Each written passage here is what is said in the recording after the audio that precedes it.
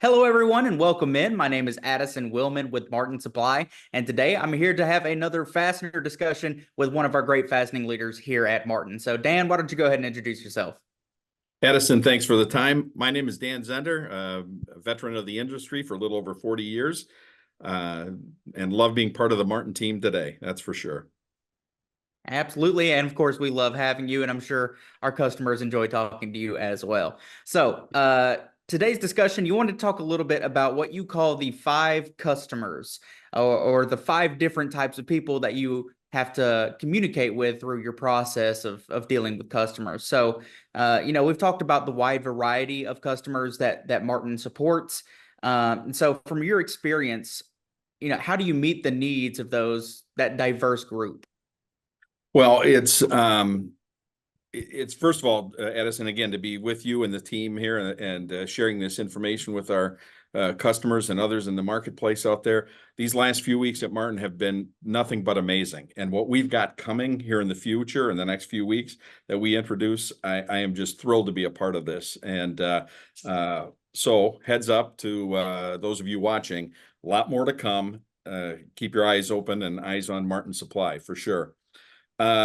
Talking about what I like to refer to as the customers within the customer, that's the five customer primary groups. We value all our customers and what we do and how they do it, and we want to deliver to them not only consistently and regularly, but best practices and best product at the greatest value. That's our focus, that's our emphasis, and we continue to get better at it each and every day. But drilling down to what you and I talked about over the last few weeks, how do we make and share some of the details within some of these success stories that we've had here recently? Well, the five customers within the customer break down, from my experience, into this, and I'm going to share them alphabetically. They all have equal weight and value, but they each have different disciplines within their companies, and that'll be self-evident as I talk about the category, so to speak. So alphabetically, let's start with assembly.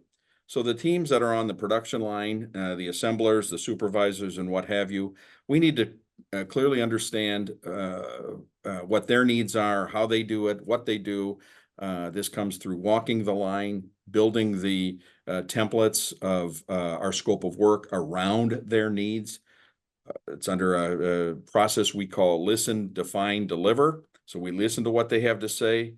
We define it, we reiterate it back to them and confirm that that's what they said, and then we deliver accordingly, which, by the way, is the same discipline that we would use with all five groups here.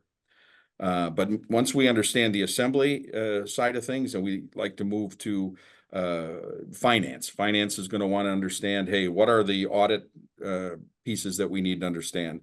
The traceability, lot control, all that is important, from confirming that we, at any time, they could stop the line and say, we want to do an audit now and confirm that X number of pieces of this part were delivered. And we can confirm the consumption rates and all these kinds of things. And in our process, that's extremely robust. We've always had a very high results on that, and continue to do so, because that discipline is so important from an audit standpoint and payables, receivables standpoint. The next group is our purchasing or procurement customer. They obviously want to know, am I going to get the right product at the right price at the right lead time? Are you meeting our production needs? Are you doing the planning that we need, and so forth? So we expand on that a little bit.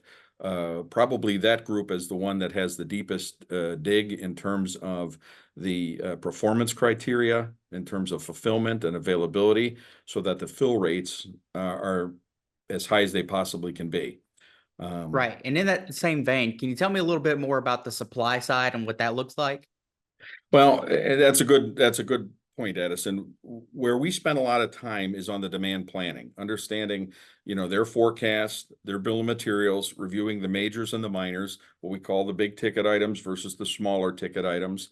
making decisions around everything that benefits both them and us. In other words, we're not penalizing each other for not carrying enough inventory or carrying too much inventory, creating the right balance so that we have a good, clear picture of the ebbs and flows of the cycle. Many of our customers have seasonal product demands, whether it be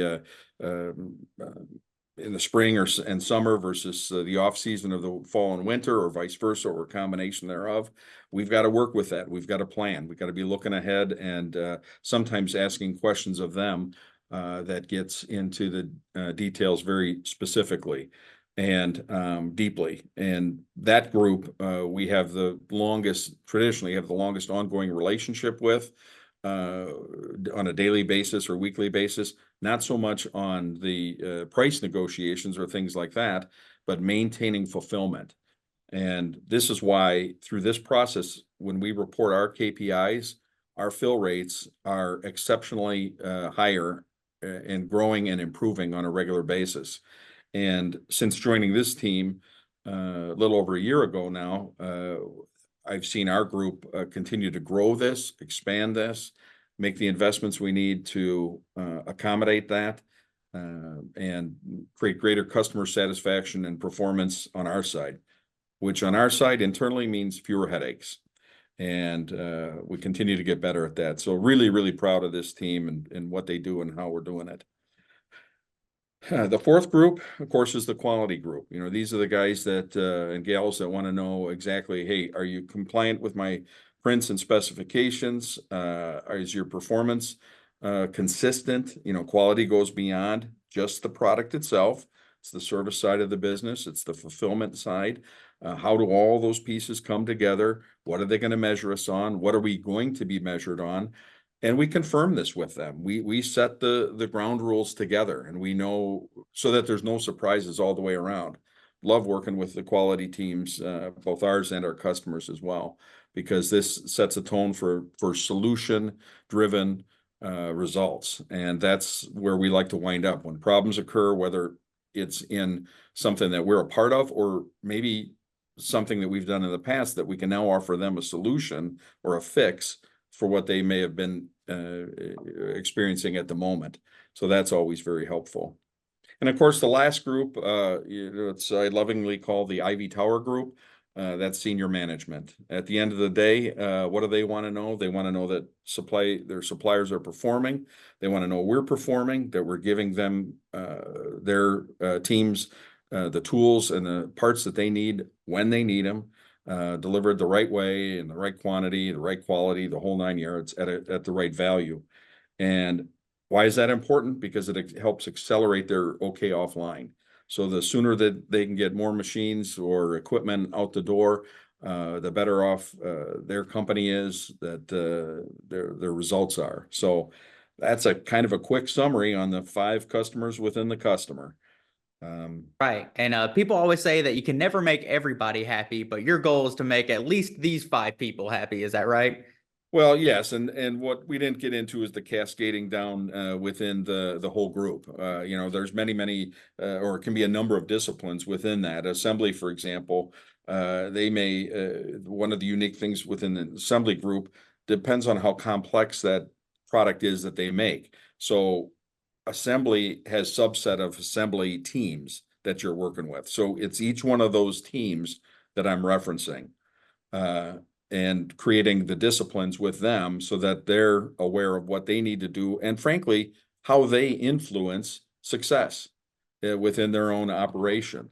And it works out really well. And I'm really pleased to do that. So at the end of the day, we want everybody from the security guard that lets us in the morning till the security team that lets us out at night. We want everybody to be happy and satisfied with what we're doing. And we're blessed to be in that position that we have a lot of positive responses that way. People know us by Awesome. name and we know them by name. So that's a good thing. That is really good to hear. But I think that's all we had planned to discuss today. Dan, is there anything else you want to add on at the end? And if not, be sure to tell people where they can find you. Absolutely.